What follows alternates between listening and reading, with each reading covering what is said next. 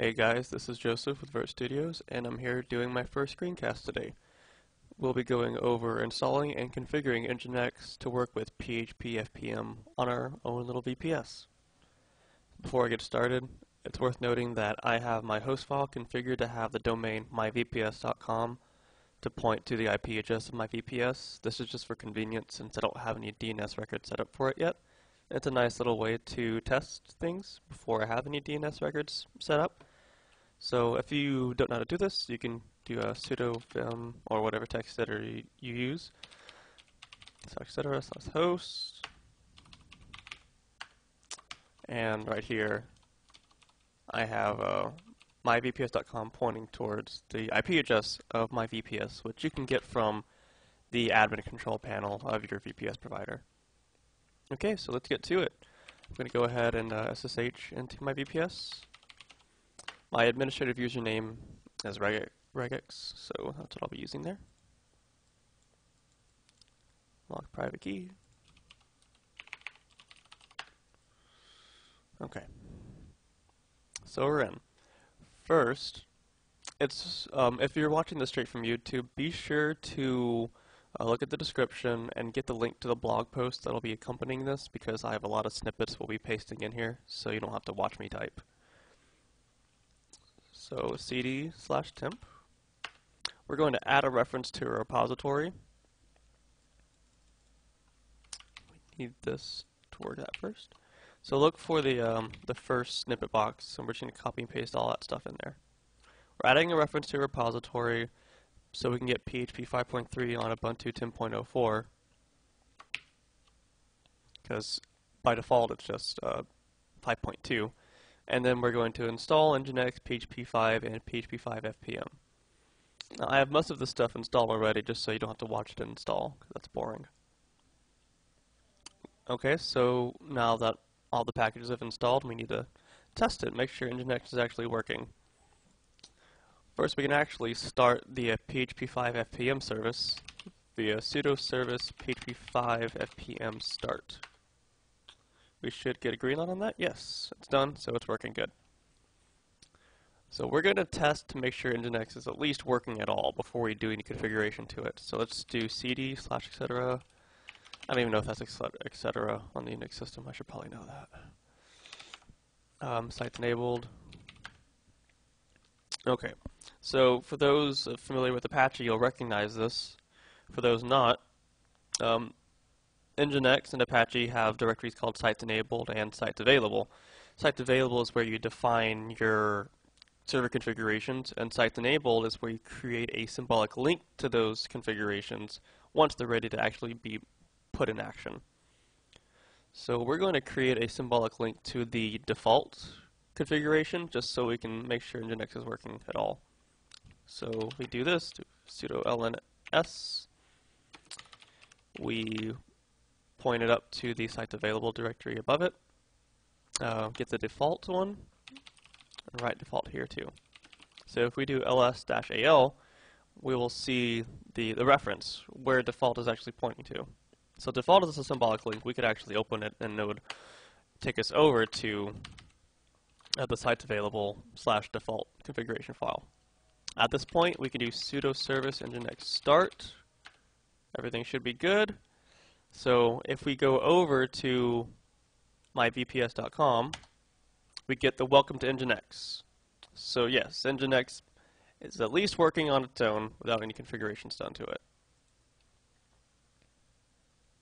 Let's go ahead and remove the symbolic link.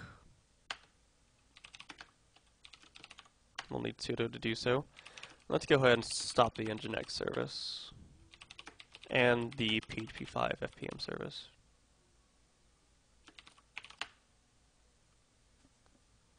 Alright, now it's time to actually get to configuring Nginx. I'd like to provide a lot of credit to this to WordPress, because I basically took most of the ideas from these configurations from their sites. I just made very, very minor tweaks. So thank you, WordPress. Now let's cd to the Nginx directory. And we're going to be editing the nginx.conf file. You'll need sudo to do so. for all these configuration files, you're going to need sudo to open it. So let's go ahead and delete all of it and look in the next section of the blog post, and you'll see where we are right now. It says edit the nginx.conf file, replace the contents with what's below. So let's do that. If you're a Vim user, it's really handy to use the :set paste, so formatting doesn't get all funky. If you don't have set paste, so set no paste is by default, that stuff happens. So set paste, insert, and then paste it in there. Go ahead and write and quit out of there. Now let's go ahead and move to the site's available directory. So we see the default one there. We're going to be creating our own configuration file and call it myvps.com. Once again, we'll need sudo to do so. Oops, sudo vim myvps.com. Let's go ahead and paste in the contents where the blog post indicates. It says create a file name myvps.com, paste in the following, and it should look like this. Okay. Now we need to create a global directory. If you notice here, we have some includes, so we need to actually go define those includes.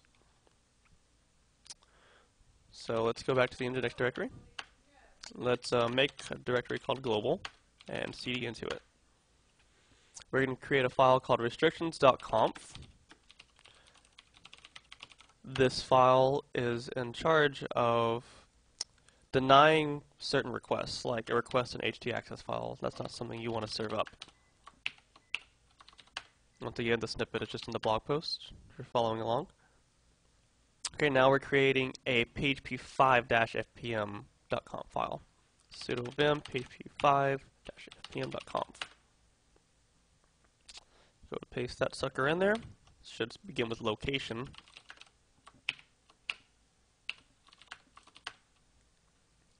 Alright, so we have all the configurations done. We just need to enable it through the symbolic link in Sites Enabled and actually put some content to our site. So let's go back to the Nginx directory and Sites Enabled. So there's nothing here right now. So we're going to create the symbolic link by looking up to the sites available and then making a reference to myvps.com. So we can see that the reference is working. Now let's go ahead and navigate to the www directory, which is created by Nginx, and it's a really conventional thing. Most servers are going to have their content displayed here. So /var/www.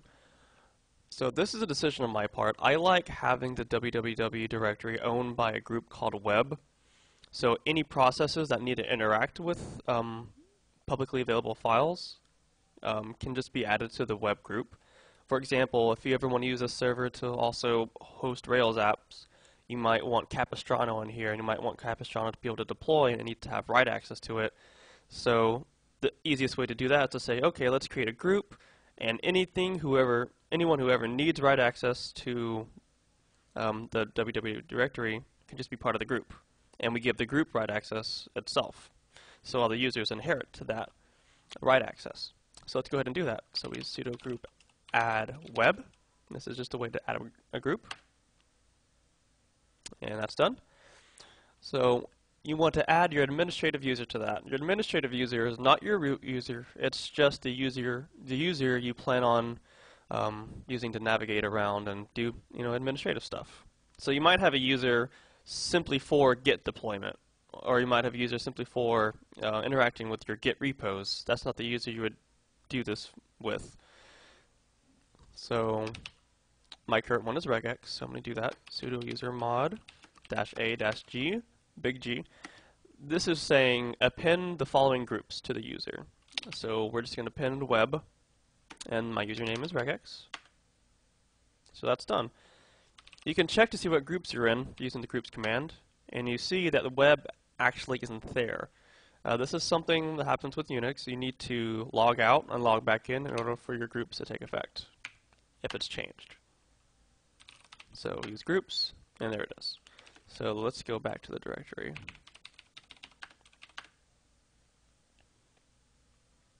Alright, so if we do an ls-al/var, we can look at www and see that it is part of the root group. So it goes, if you haven't seen this output before, these are the permissions. This is the owner, and this is the group. So we want to change the group from root to web. So we do sudo chgroup web/var/www. So we look again, and it's changed to web. So that's good. So now we want to make the www directory group writable. And this is the command to do so, 775/var/www. And also, we want all the files created within the www directory to be part of the web group too. And the way we do this, I'll give you an example of this not happening. So right now I'm the regex user. Let's just touch a file called test.txt. If I look, I see that the owner of the file is regex and the group is regex, but I want the group to be web. So the way you do this is sudo chmod g+s/var/www. So now if I touch test.txt, I look at it, it is part of the web group. So now we can actually make the myvps.com directory.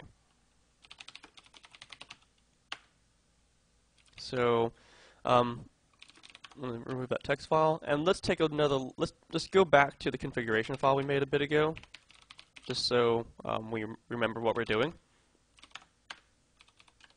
We said that the root of the server is in /var/www/myvps.com. So that's why we're making this directory there. So cd to myvps.com. Let's go ahead and create an index.php file. We don't need sudo for this. It's actually best if you don't use sudo for this. So vim index.php. I'm going to go with the classic php-info file. Alright, so now let's start Nginx. Service Nginx start. Okay, so it says that's successful. Let's take a look. Oh, bad gateway. This is because we don't have the php-fpm service running, so let's go ahead and do that. php-fpm start. Okay, let's take another look. There we go, PHP info. It's all nice in there. So, that's it guys. We now have php-fpm hooked up with Nginx running on our VPS all by ourselves. Now, in the blog post, I'm going to have a link to the WordPress page where I got a lot of these configurations from. If you're actually using a WordPress site, there are lots of very specific configuration files you can use in order to enhance your security. So I would suggest doing that. Well, thanks, and I hope you enjoyed it.